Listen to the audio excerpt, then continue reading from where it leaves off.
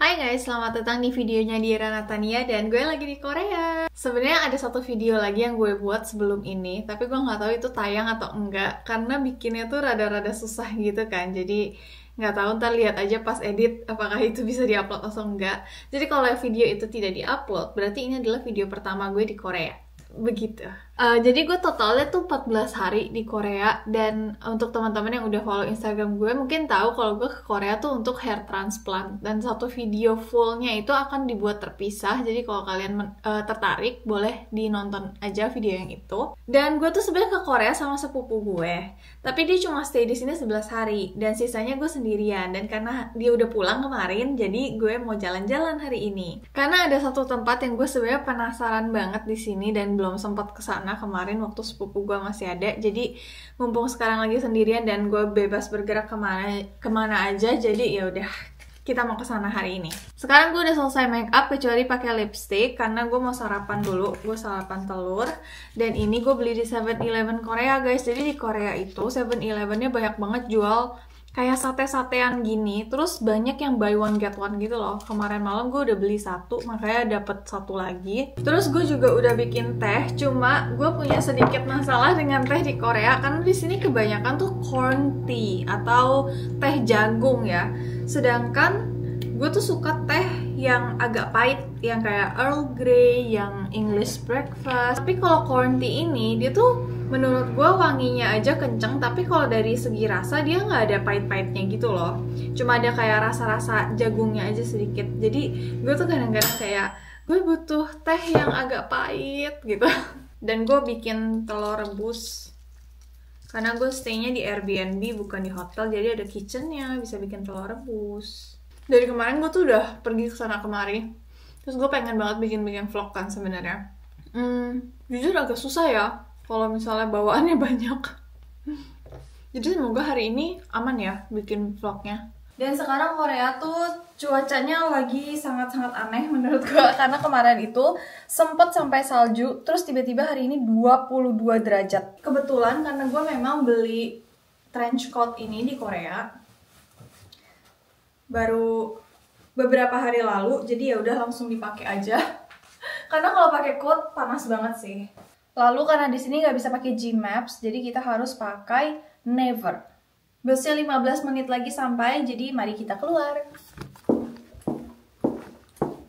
Jadi tempat tinggal gue di sebelah sana, lalu tinggal jalan aja sedikit.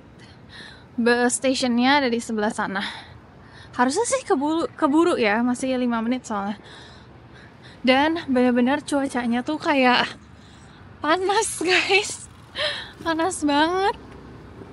Gak bisa dipercaya kalau kemarin itu sempat salju. 3 menit lagi keburu ya. Lalu karena ini hari Minggu jadi sepi nih. Karena kan gue stay-nya di Gangnam. Dan Gangnam tuh hari biasa lebih rame. Kalau hari Minggu paling banyaknya yang bagian turis aja. Kalau gedung-gedung daerah sini tuh kebanyakan kan office. Jadi gak begitu rame. Itu bus stationnya, jadi kita udah tinggal nyebrang aja.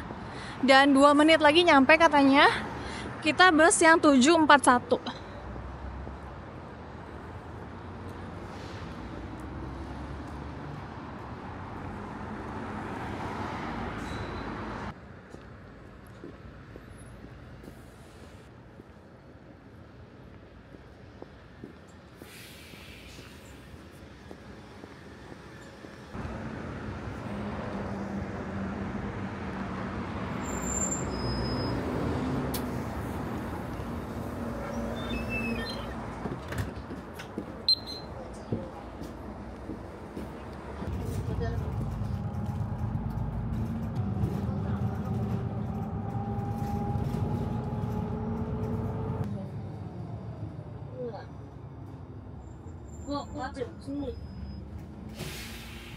동일하고 안전한 건지 받으세요.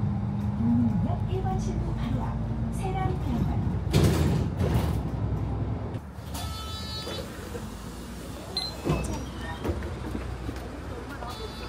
오늘 다 되죠? 오늘 안 해. 어디로 가?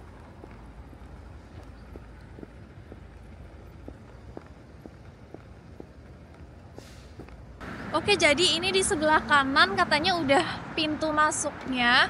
Tujuan gue adalah ini guys, Sodemun Prison History Hall. Dan harusnya entrance-nya di deket sini sih. Oh oke, udah kelihatan guys, itu entrance-nya. Nah jadi alasan gue mau kesini adalah sebenarnya gue agak galau antara mau kesini atau National Museum of Korea. Tapi akhirnya gue memilih kesini karena di sini tuh spesifik banget dia menjelaskan tentang masa penjajahan Jepang di Korea. Dan gue penasaran banget, gue pengen tahu aja gitu loh.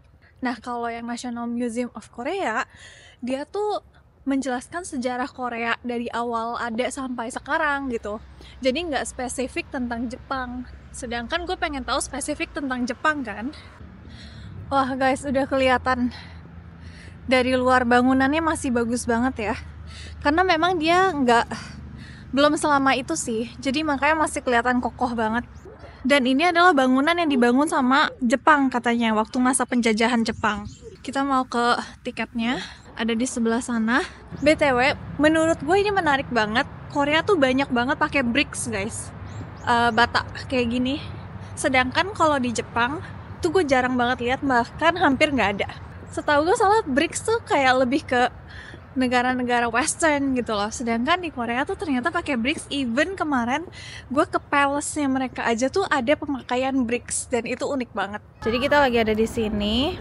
Prison History Hall-nya tuh ada di dalam sini, tapi sekelilingnya tuh udah dijadiin taman semua. Jadi banyak bangku-bangku gitu, kita bisa duduk. Dan di sini kita bisa baca beberapa kayak historinya. Ada dalam bahasa Korea, Inggris, Chinese, dan gue nggak yakin ini bahasa apa. Mungkin ini bahasa Jerman ya. Denah dalamnya seperti ini dan kita bisa masuk dari yang ini, entrance. Gue nggak yakin sih di sini boleh video, tapi kita coba tanya dulu orangnya.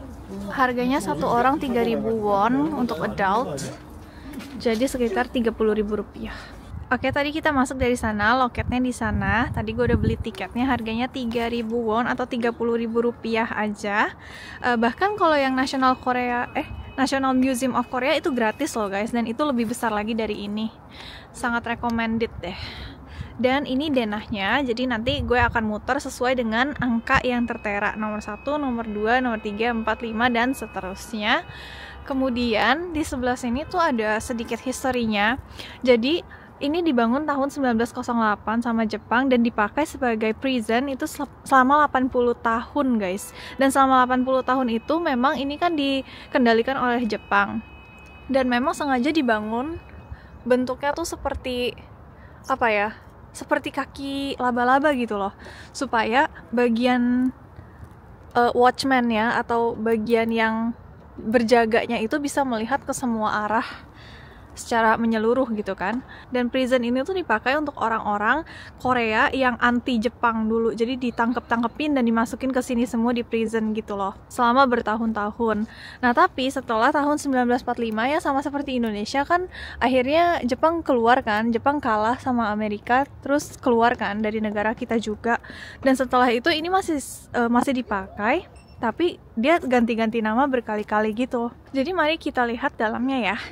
Sayang banget ternyata memang tidak boleh video di dalam ya, tapi boleh foto. Jadi tadi gue udah foto beberapa lokasi yang menurut gue impactful, dan mari kita bahas. Udah selesai keliling, sayangnya di dalam nggak boleh video ternyata, tapi gue tetap foto sih beberapa yang impactful gitu ya. Terus gue lagi cari tempat duduk untuk ceritain ke kalian apa aja yang gue lihat, dan jujur mixed feeling banget. Oh, ini ada tempat yang perfect banget nih. Oke guys, jadi di dalam itu bukan cuma penjara ya guys, tapi itu juga ada torture room gitu. Seperti yang udah gue bilang, prison ini tuh dibangun sama Jepang kan di tahun 1908 dan dipakai sekitar 80-an tahun gitu. Dan memang kita juga tahu lah ya, sebagai orang Indonesia, masa penjajahan Jepang itu memang terkenal sangat brutal gitu. Jadi awal-awalnya prisonnya tuh nggak sebesar tadi. Sebenarnya tuh dia lebih kecil gitu loh guys, nggak sebesar itu. Tapi orang-orang tuh suka memenjarakan orang Korea lebih daripada kapasitas dari penjaranya itu sendiri, berkali-kali lipat gitu. Jadi suasananya tuh desek-desekan banget. Jadi bayangin aja di ruangan sempit itu, terus mereka semua harus beraktivitas, harus menjalani hidup, itu aja sebenarnya udah cukup torture ya. Dan ada satu bagian ya, yang underground itu semuanya tempat untuk torture. Torture itu bahasa Indonesianya apa ya? Bahasa Indonesianya adalah menyiksa. Jadi ada beberapa ruangan itu semuanya masing-masing ada tujuannya. Yang paling pertama gue lihat tuh ada water torture. Jadi orang Korea yang ditahan sama orang Jepang ini tuh dibalik badannya, diikat, kakinya digantung, lalu ditaruh ember yang penuh air, terus sambil ditanya-tanya, diinterogasi gitu, dan kepalanya ya diceburin gitu. BTW guys, kalau misalnya kalian nggak suka pembicaraan seperti ini, di skip aja ya, nggak apa-apa. Cuma kalau gue pribadi, gue memang lumayan curious lah gitu. Terus semakin melangkah ada lagi fingernail torture. Jadi ketika diinterogasi, terus mungkin orang Koreanya ini nggak mau jawab atau gimana, orang Jepangnya paku di antara jari dan kuku kita, dipantek guys. Bayangin itu sakitnya kayak apa. Mereka juga taruh-taruhin kursi, tali, alat-alat yang dipakai pada saat itu. Jadi kita tuh semakin bisa mengimajinasikan. Ada satu lagi yang namanya narrow room torture, di mana ini tuh seperti peti mati tapi berdiri posisinya. Jadi mereka menyiksa para prisonernya ini dengan cara masukin ke ruangan fit body seperti itu, terus ditanya-tanya, dan bayangin aja mereka berbes lebih dari seharian kali di situ. Mau ke toilet gak bisa, makan pun gak bisa, pokoknya berdiri terus, gak bisa duduk gitu. Dan baru abis itu gue melangkah ke bagian penjaranya. Gue kira ya, waktu gue jalan kan ada kayak hall panjang gitu, terus banyak ruangan-ruangan gitu kan guys. Gue kira itu penjaranya, tapi ternyata enggak guys. Kalau misalnya kita masuk ke ruangannya lagi, itu ada ruangan yang lebih kecil lagi, dan ruangannya itu bener-bener segini, jadi kita nggak bisa rentangkan tangan kayak gini, segini gitu.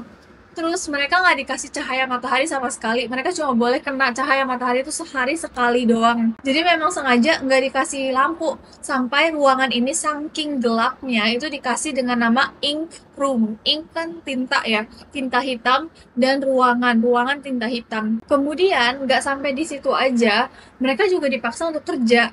Terus sekarang gue baru ngerti kenapa di Korea tuh banyak banget pakai bricks. Jadi ternyata di 1908 ini Jepang tuh bukan cuma ngebangun penjara di sini doang, tapi di 16 titik lainnya di dalam Korea. Sampai-sampai ada tulisan yang bilang Korea tuh udah seperti negara di penjara. Jadi negaranya itu sebuah penjara dibuat sama Jepang tuh seperti itu, saking dia bikin banyak banget penjara dan memenjarakan banyak banget orang Korea gitu. Dan di penjara-penjara ini tuh mereka bukan cuma disiksa aja, tapi dipaksa untuk bekerja alias dieksploitasi.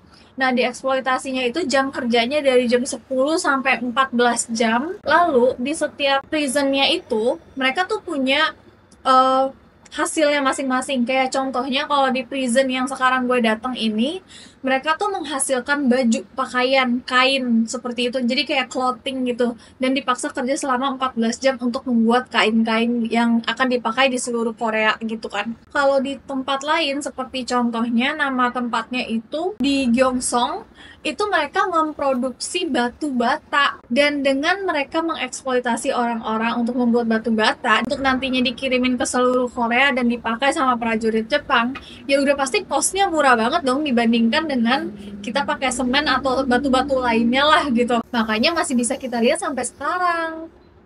Nah, kalau udah denger kayak gini, kalian lihat batu bata di Korea tuh pasti matanya udah nggak sama lagi nggak sih?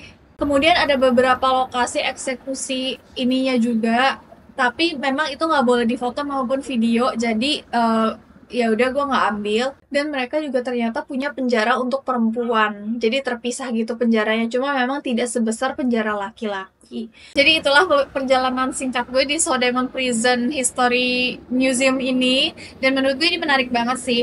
Terus tempatnya ternyata tidak seluas itu, jadi 1 jam aja udah cukup sih untuk baca semuanya dan lihat-lihat. Terus bisa santai-santai juga karena di dalam ada tempat duduk, toiletnya juga bersih, ada tempat souvenirnya juga. Jadi kalau misalnya kalian penasaran sama bagaimana orang Jepang menyiksa orang Korea di zaman dahulu, bisa ke tempat ini ya untuk cari tahu.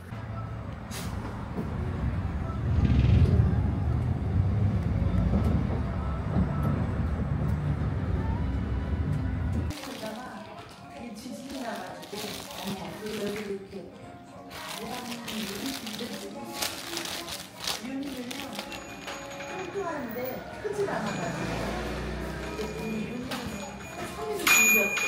안 먹으면 싹죽을. 그랬더니 먹더라는 거예요. 근데 걔는 항상 누워있어. 지금 있는 거 달라고 그래요? 아니 밥 말고? 아니 밥 열줄 줄 알았어. 그러게 줄 알았어. 그래도 벗었다. Aku tuh sebenarnya pengen banget beli tas yang khusus untuk ke airport karena barang bawaan gue kalau lagi pergi ke naik pesawat gitu itu banyak banget guys, bawa laptop, bawa kamera, bawa DJI, bawa HP, bawa charger, pokoknya segala macam gue bawa semua kan. Jadi selama ini gue pakai tas itu selalu kayak kekecilan tasnya, makanya gue pengen beli tas yang agak besar. Dan kalau beli di Korea kan tax free ya kan. Terus di sini tuh kalau yang pakai genuine leather itu lebih murah harganya daripada yang di Jepang. Kalau di Jepang tuh genuine leather mungkin bisa kayak 10 juta lebih kalau ukuran yang gue mau. Tapi kalau di sini tuh kayak sekitar 6 juta tuh masih dapet. Jadi gue pengen ke tokonya untuk lihat-lihat. Nah kemarin itu gue juga udah lihat ke Osoy. Ada satu brand lagi yang gue udah incar gitu, namanya Osoy. Itu juga bagus. Cuma sebenarnya yang Airborne ini tuh estetiknya kayak lebih masuk ke baju-baju gue yang lain. Jadi ya, mari kita lihat kalau misalnya stoknya ada, kayaknya gue mau beli. Dan sekarang di Korea tuh lagi hype juga. Kayak pertokoan, tapi kelihatannya tuh seperti rumah biasa gitu loh. Jadi kalian bisa lihat nih. Ini tuh kayak jalanan rumah-rumah biasa kan, tapi sebenarnya ini tuh pertokoan guys. Ya nggak semuanya sih, tapi ada beberapa yang toko. Nah ini dia yang mau gue samperin. Nama brandnya Airborne.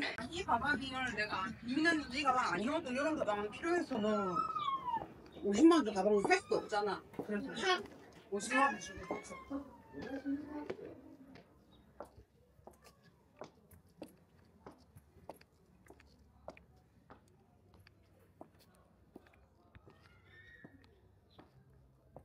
Ini dia tasnya.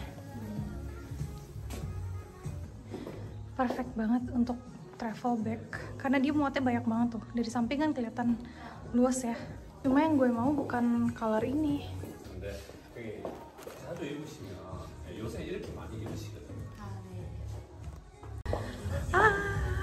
Ini yang gue cari-cari. Jadi gue tuh udah sempet DM mereka tapi katanya stoknya habis. Terus ternyata di sini ada guys.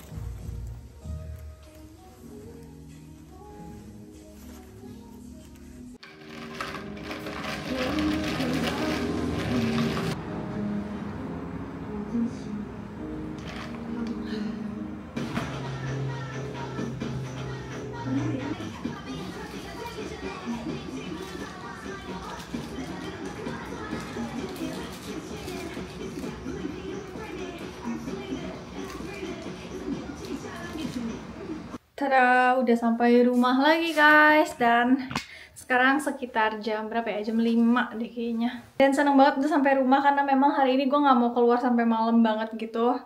Capek soalnya udah jompo guys. Dan nanti baru keluar lagi untuk beli makan malam. Dan beli makan malamnya deket sih. Gue udah rencana untuk beli nasi goreng kimchi gitu. Udah ngiler banget dari kemarin-kemarin. Tapi gak tahu sih itu enak atau enggak. Terima kasih banget udah nemenin sang introvert ini jalan-jalan di Korea sendirian hari ini. Dan gue happy banget karena tas gue yang diincar ada, dapet, dan ya gitu deh. Semoga kalian juga enjoy nontonnya dan sampai jumpa di video berikutnya. Bye!